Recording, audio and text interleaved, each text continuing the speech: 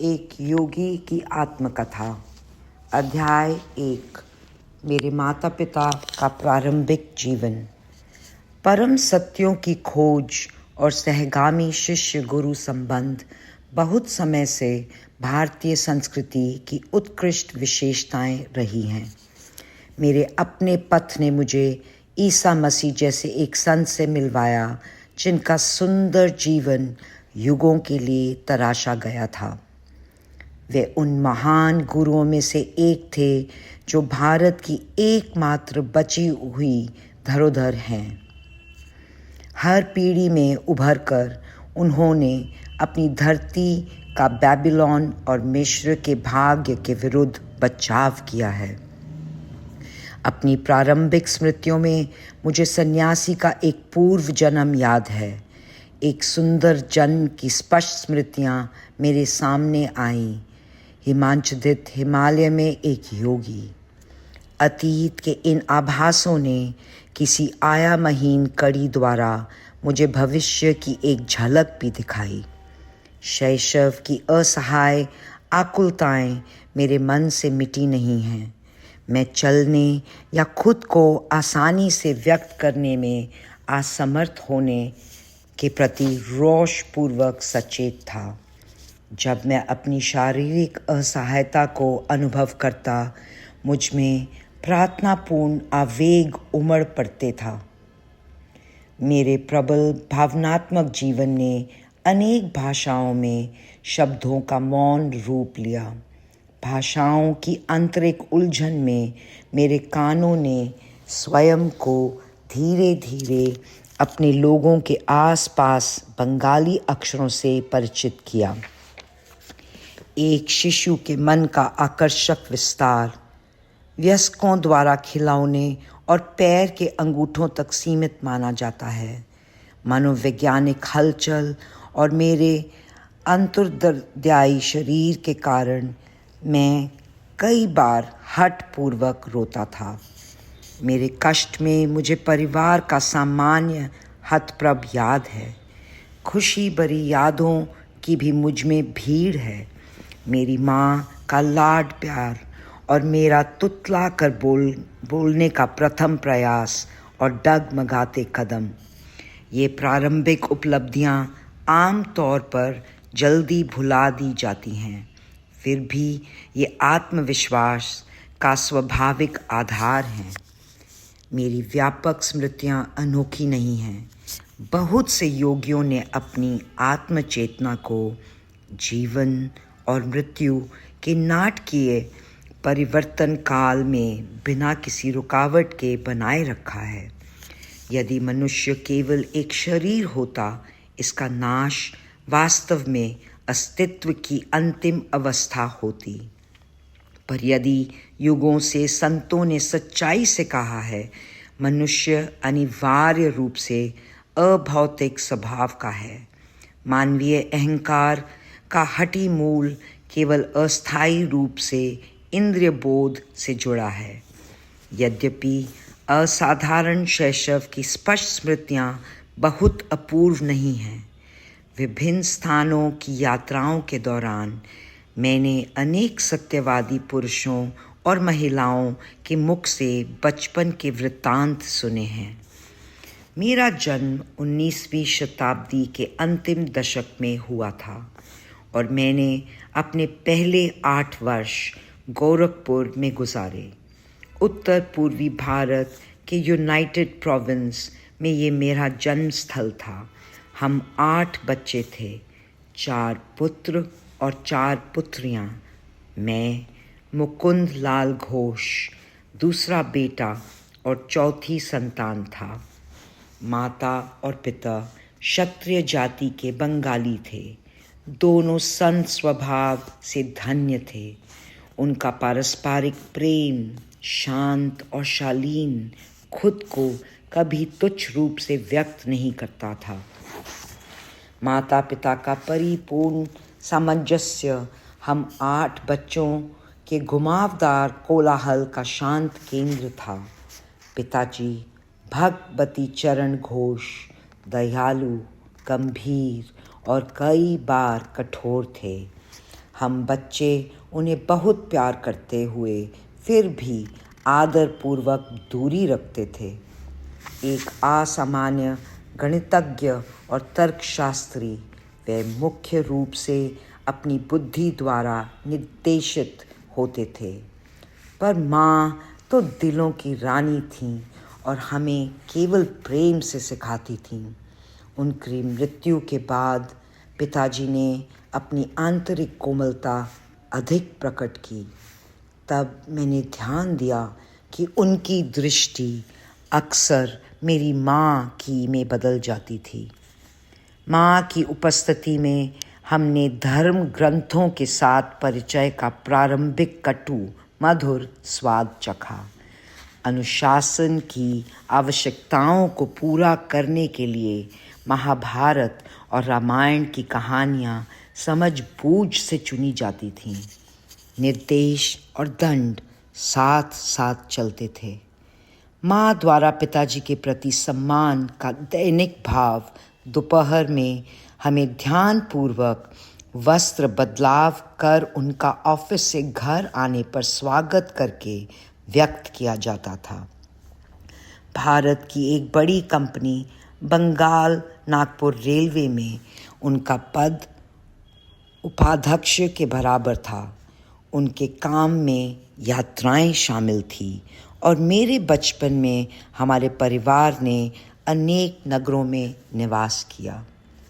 ज़रूरतमंदों के प्रति माँ का हाथ खुला था। पिताजी भी दयालु थे, परंतु कानून और व्यवस्था के प्रति उनका आदर बजट तक विस्तृत था।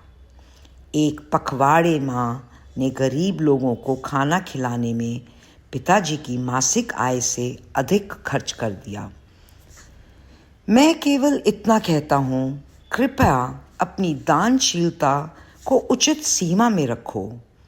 यहाँ तक कि अपनी पति से कोमल फटकार भी माँ के लिए कष्टदायक थी।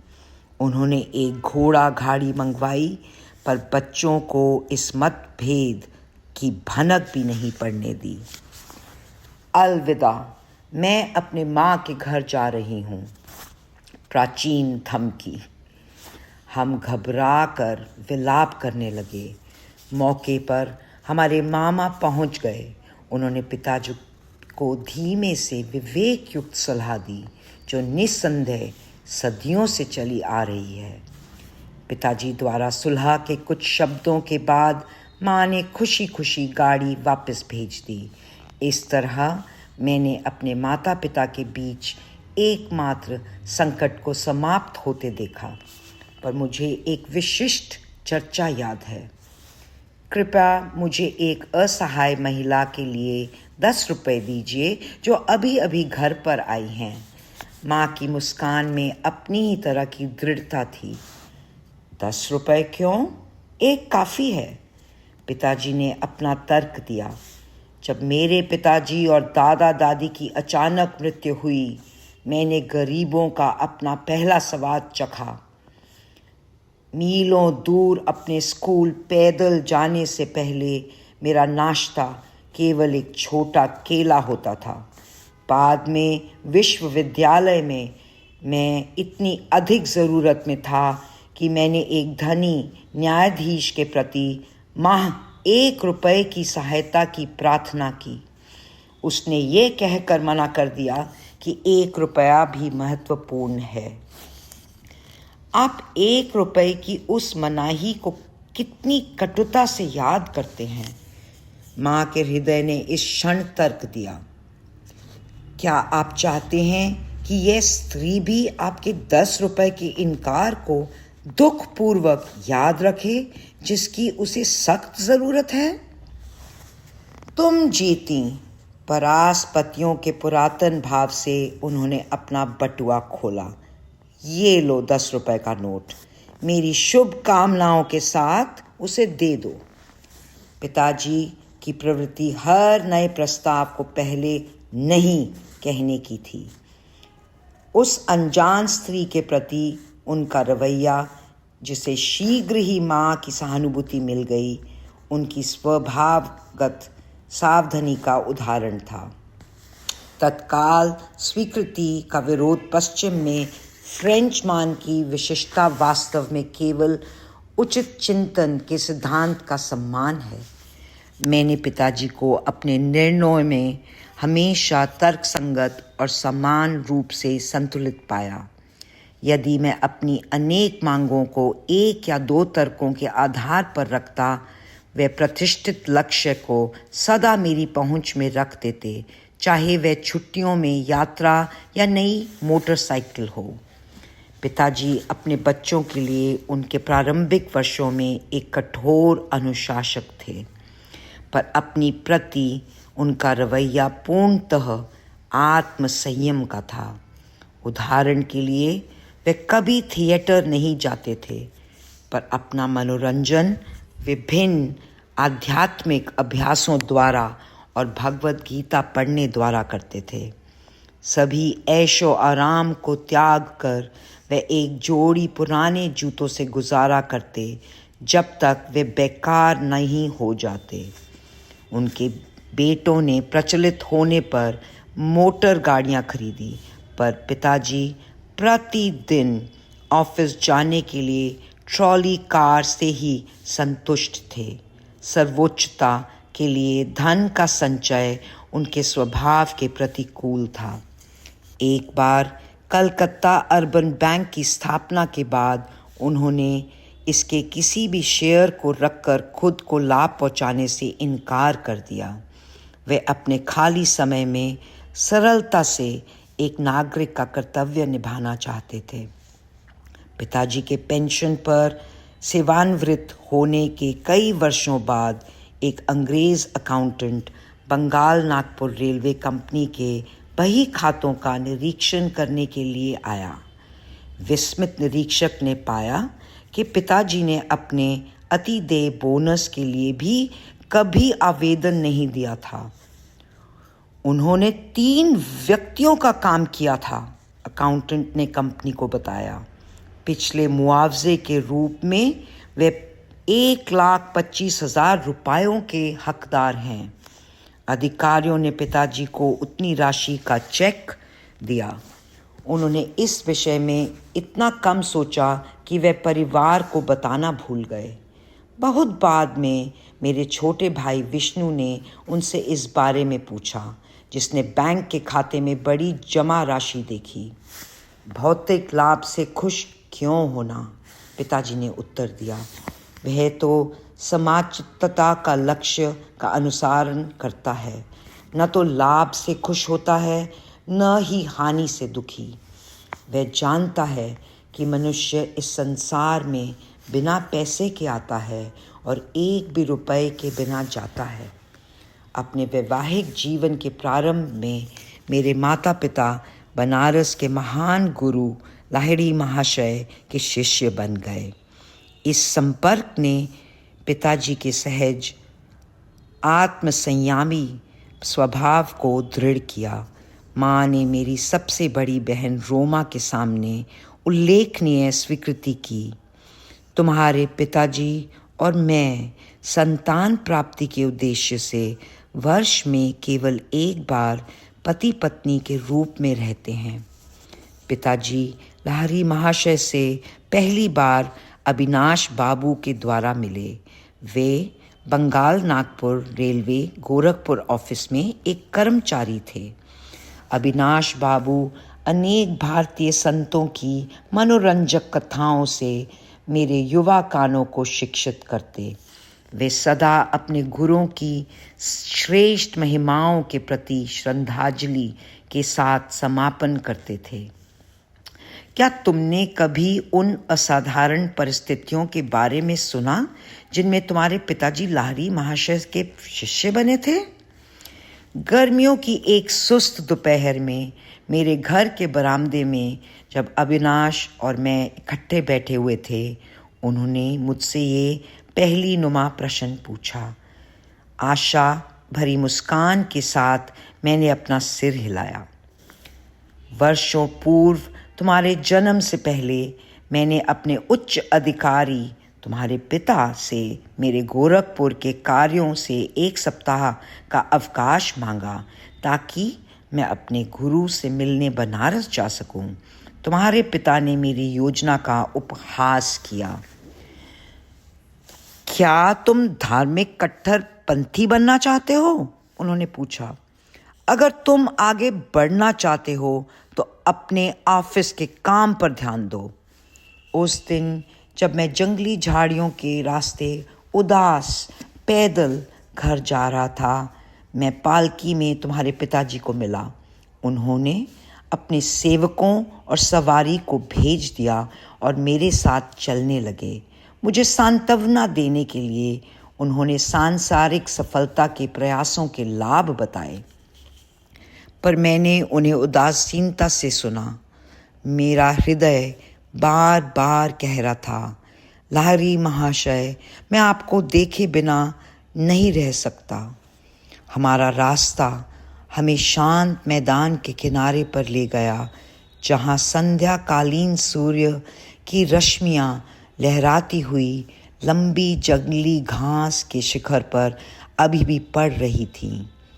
हम उन्हें सहराते हुए रुक गए। हमसे कुछ दूरी पर उस मैदान में अचानक मेरे महान गुरु का रूप प्रकट हुआ।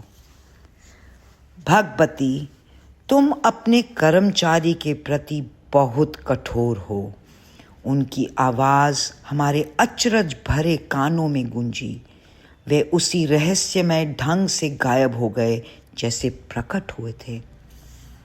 अपने घुटनों पर बैठे मैं पुकार रहा था, लाहिरी महाशय, लाहिरी महाशय। कुछ क्षणों के लिए तुम्हारे पिता आश्चर्य से अविचल थे। अविनाश, मैं केवल तुम्हें ही अवकाश नहीं देता, बल्कि मैं स्वयं को भी कल बनारस जाने के लिए अवकाश देता हूँ।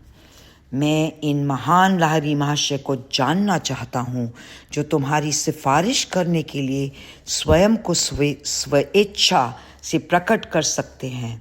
मैं अपनी पत्नी को भी साथ ले जाऊँगा और इन महान गुरु को अपनी आध्यात्मिक पथ पर हमें दीक्षित करने के लिए कहूँगा। क्या तुम उन तक हमारा मार्गदर्शन करोगे? ज़रूर। मेरी प्रार्थना के चमत्कारी उत्तर और घटनाओं के शीघ्र अनुकूलित मोड़ पर मैं खुशी से भर गया। अगली शाम मैं और तुम्हारे माता पिता बनारस के लिए रवाना हुए। अगले दिन हमने एक घोड़ा गाड़ी ली और बाद में तंग गलियों में पैदल चलते हुए मेरे गुरु के एकांत निवास पर पहुँचे। उनकी छोटी सी बैठक में पहुंचकर हमने झुककर गुरुजी को प्रणाम किया। सदा की तरह वे पद्मासन में बैठे हुए थे। उन्होंने अपनी भेदती आंखें झपकाई और उन्हें तुम्हारे पिताजी पर टिकाया। भगवती, तुम अपने कर्मचारी के प्रति बहुत कठोर हो। उनके शब्द वही थे जो उन्होंने 2 दिन पहले गोरखपुर के मैदान में कहे थे। उन्होंने आगे कहा, मुझे खुशी है कि तुमने अविनाश को मुझसे मिलने की अनुमति दी और कि तुम और तुम्हारी पत्नी भी उसके साथ आए हो। जब उन्होंने तुम्हारे माता पिता को क्रिया योग की आध्यात्मिक साधना में दीक्षित किया, वे आनंदित हो गए। तुम्हारे पिता और मैं गुरु भाइयों के रूप में दर्शन के उस अविस्मरणीय दिन से गहरे मित्र हैं।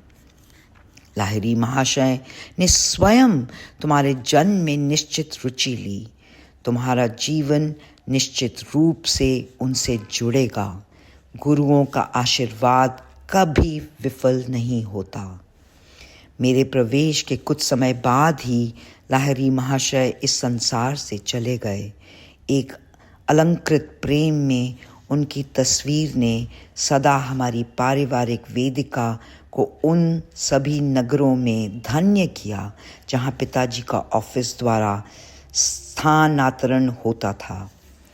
प्रायः प्रातःकाल और सायंकाल माँ और मैं उस तत्कालिक वेदिका के सामने ध्यान लगाते और सुगंधित चंदन लेप में डूबे पुष्प अर्पित करते थे। धूप और लोबान और साथ ही अपनी संयुक्त भक्ति द्वारा हम उस दिव्यता को सम्मानित करते जिसे लाहिरी महाशय में पूर्ण अभिव्यक्ति मिली थी। उनके चित्र का मेरे जीवन पर उत्कृष्ट प्रभाव पड़ा। जैसे जैसे मैं बड़ा हुआ, गुरु का विचार भी मेरे साथ बढ़ता गया। ध्यान में प्रायः उनके चित्रमय स्वरूप को उस छोटे फ्रेम से निकलते देखता और वह एक जीवित रूप धारण कर मेरे सामने आसीन हो जाता। जब मैं उनके प्रकाशमान शरीर के चरणों को छूने का प्रयत्न करता, वह बदलता और फिर से चित्र बन जाता। जब बचपन लड़कपन में बदला, मैंने पाया कि लाहिरी महाशय मेरे मन में मढ़े हुए प्रेम की एक छोटी सी छवि से जीवंत प्रबुद्ध उपस्थिति में परिवर्तित हो गए हैं। बाधा या उलझन के क्षणों में मैं प्राय उनसे प्रार्थना करता और अपने अंदर उनका तसल्ली बख्श मार्गदर्शन पाता।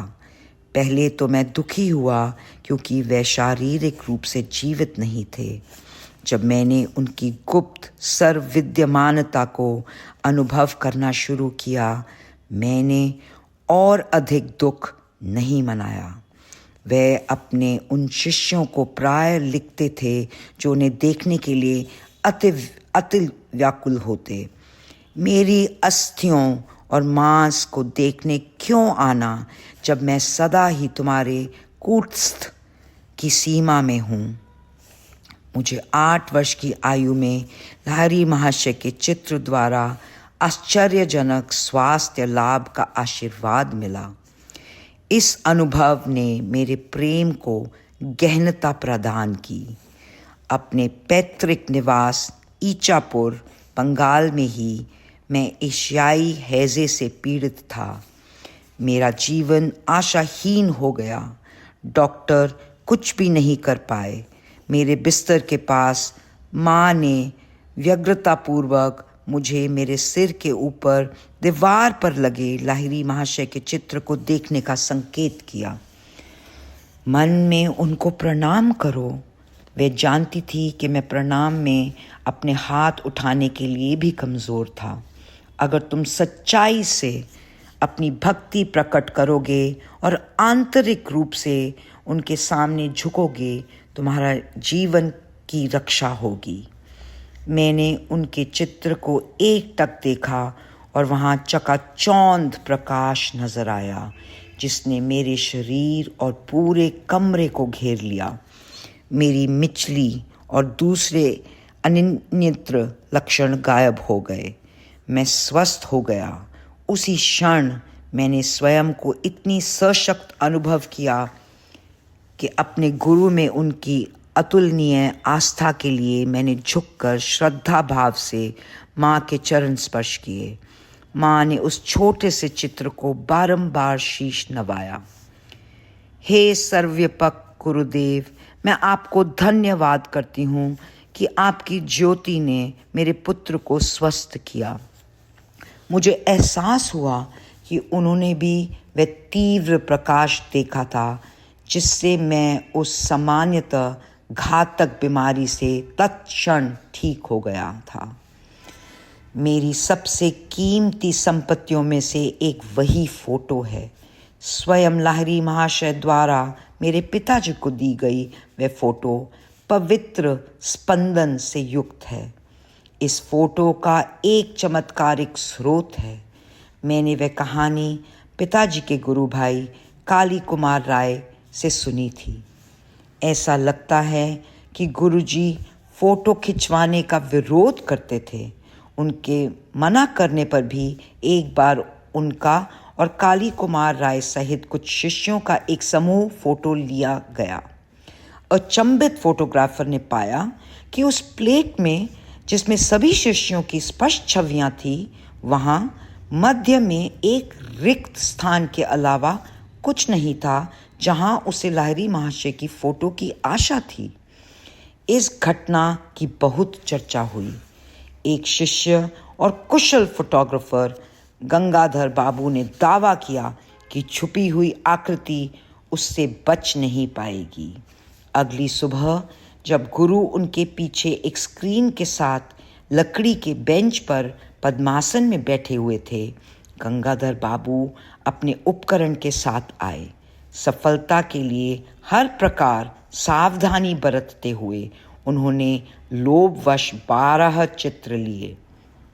हर प्लेट पर उसे लकड़ी का बेंच और पर्दे का चित्र दिखा, पर एक बार फिर गुरुजी का रूप गायब था। आंसुओं और टूटे गर्व से गंगाधर बाबू ने अपने गुरु से प्रार्थना की। कई घंटे बीत गए इससे पहले कि लाहिरी महाशय ने अर्थगर्भित टिप्पणी के साथ अपनी चुप्पी तोड़ी। मैं आत्मा हूँ। क्या तुम्हारा कैमरा सर्वव्यापक अदृश्य को प्रतिबिंबित कर सकता है? मैं देख सकता हूँ, नहीं कर सकता हूँ। पर पूज्य देव, मैं प्रेम पूर्वक उस शारीरिक मंदिर का चित्र लेना चाहता हूँ, केवल जहाँ मेरी सीमित दृष्टि के अनुसार वह आत्मा पूरी तरह से निवास करती है। तब कल सुबह आना, मैं तुमसे चित्र खिंचवाऊंगा। फिर से फोटोग्राफर ने अपने कैमरे का फोकस किया। इस बार पवित्र आकृति रहस्यमयी अप्रत्यक्षता के बिना प्लेट पर स्पष्ट थी। गुरुजी ने फिर कभी कोई चित्र नहीं खिंचवाया। कम से कम मैंने कोई नहीं देखा। वह चित्र इस पुस्तक में मुद्रित किया गया है। लाहिरी महाशय की गौरवपूर्ण विशेषताएं सार्वभौमिक सांच में ढली मुश्किल से सुझाती हैं कि वे किस जाति के थे। उनके प्रगाढ़ ईश्वर एकत्व का आनंद रहस्यमयी मुस्कान में हल्का सा प्रकट होता है। उनकी आंखें बाहरी संसार पर नाम मात्र दृष्टि को लक्षित करती हुई आधी खुली आधी बंद भी हैं। पृथ्वी के तुच्छ आकर्षणों से बेखबर वे साधकों की आध्यात्मिक समस्याओं के लिए हर समय पूर्ण रूप से जागृत थे, जो उनके आशीर्वाद के लिए आते थे। गुरु के चित्र की शक्ति से स्वास्थ्य लाभ के थोड़े समय बाद मुझे एक प्रभावकारी आध्यात्मिक दर्शन हुआ। एक दिन प्रातःकाल अपने बिस्तर पर बैठे हुए मैं गहरे ध्यान में चला गया। बंद आंखों के अंधकार के पीछे क्या है, यह टटोलने वाला विचार मेरे मन में बड़ी प्रबलता से उठा। प्रकाश की विशाल चमक तत्काल मेरे आंतरिक दृष्टि में प्रकट हुई। पर्वत की गुफाओं में ध्यान में बैठी संतों की दिव्य आकृतियां सिनेमा के छोटे छोटे चित्रों की तरह मेरे माथे के विशाल ज्योतिमय पटल पर दिखाई दी। आप कौन हैं? मैं जोर से बोला। हम हिमालय के योगी हैं। आकाशीय उत्तर का वर्णन करना कठिन है। मेरा हृदय रोमांचित हो उठा। आह, मैं हिमालय पर जाना चाहता हूँ और आप जैसा बनना चाहता हूँ। वह दर्शन अदृश्य हो गया, पर उज्जवल रश्मियाँ निरंतर विस्तृत होने वाले वृत्तों में अनंत तक फैल गईं। ये अद्भुत आभा क्या है? मैं ईश्वर हूँ, मैं प्रकाश हूँ। आवाज़ बादलों की हल्की गर्जन जैसी थी। मैं आपके साथ एक होना चाहता हूँ। मेरे दिव्य परमानंद की धीमी गति से घटने पर मैंने ईश्वर को खोजने की प्रेरणा की स्थायी विरासत को बचाया। वे शाश्वत नित्य नवीन आनंद हैं। ये स्मृति परमानंद के दिन के बाद बहुत देर तक बनी रही। एक और प्रारंभिक स्मृति भी विशिष्ट है और वास्तव में ऐसी है क्योंकि उसका चिन्ह आज भी है। मेरी बड़ी बहन उमा और मैं तड़के सुबह हमारे गोरखपुर कंपाउंड में एक नीम के पेड़ के नीचे बैठे थे। वह मुझे बंगाली की प्राथमिक पुस्तक पढ़ा रही थी, जितनी देर में पक्की निमोली फल खाते हुए तोतों से अपनी नज़र हटाता, उमा ने अपनी टांग पर एक फोड़ा होने की शिकायत की और मलहम की एक शीशी ले आई। थोड़ा सा मरहम मैंने अपनी बाह पर लगा लिया। तुमने स्वस्थ बाह पर दवाई क्यों लगाई? दीदी, मुझे लगता है मुझे कल फोड़ा होगा। मैं उस जगह पर तुम्हारी मलहम को परख रहा हूँ जहाँ फोड़ा होगा। झूठे कहीं के। दीदी, मुझे झूठा मत कहो जब तक आप देख ना लो कि कल क्या होगा। मैं रोष से भर गया। उमा अप्रभावित रहीं और उन्होंने अपना ताना 3 बार दोहराया। मेरी आवाज़ में दृढ़ निश्चय झलक रहा था जब मैंने धीरे से उत्तर दिया, अपनी इच्छा शक्ति के बल पर मैं कहता हूँ कि कल मुझे अपनी बाह पर ठीक इसी स्थान पर काफ़ी बड़ा फोड़ा होगा और आपका फोड़ा सूजकर अपने आकार से दुगना हो जाएगा। सुबह ने मुझे संकेतित जगह पर बहुत बड़ा फोड़े के साथ पाया। उमा के फोड़े का आकार दुगना हो चुका था। चिल्लाते हुए मेरी बहन माँ के पास भागी। मुकुंदा जादूगर बन गया है। गंभीरता से माँ ने मुझे निर्देश दिया कि कभी भी नुकसान पहुँचाने के लिए शब्दों की शक्ति का प्रयोग ना करूं। मैंने उनका परामर्श हमेशा याद रखा और उसका पालन किया। चीर लगाकर मेरे फोड़े का उपचार हुआ। डॉक्टर द्वारा लगाए चीरे का स्पष्ट निशान आज भी है। मनुष्य के मात्र शब्द में शक्ति की निरंतर याद मेरी दाहिनी बाह पर है। गहरी एकाग्रता के साथ उमा को बोले हुए उन सरल और स्पष्ट रूप से हानि रहित वाक्यांशों में बमों की तरह फटने के लिए पर्याप्त ताकत छिपी हुई थी, जिसका एक निश्चित पर हानिकारक प्रभाव हुआ। बाद में मुझे समझ आया कि किसी के जीवन को कठिनाइयों से युक्त करने के लिए वाणी की विस्फोटक स्पंदनशील शक्ति का बुद्धिमानी से निर्देशन किया जा सकता है और इस प्रकार वह बिना दाग या फटकर के काम कर सकती है। हमारा परिवार पंजाब के लाहौर चला गया। वहाँ मुझे देवी काली के रूप में दिव्य माँ का एक चित्र मिला। इसने हमारे घर की बालकनी पर एक छोटी सी अनौपचारिक वेदिका को पवित्र किया। मुझे स्पष्ट अटूट विश्वास हुआ कि उस पवित्र स्थान पर मेरी कोई भी प्रार्थना पूर्णतः से विभूषित होगी। एक दिन उमा के साथ वहाँ खड़े हुए मैंने बीच की एक पतली गली की दूसरी ओर 2 पतंगों को इमारतों की छतों पर देखा। तुम इतने चुप क्यों हो?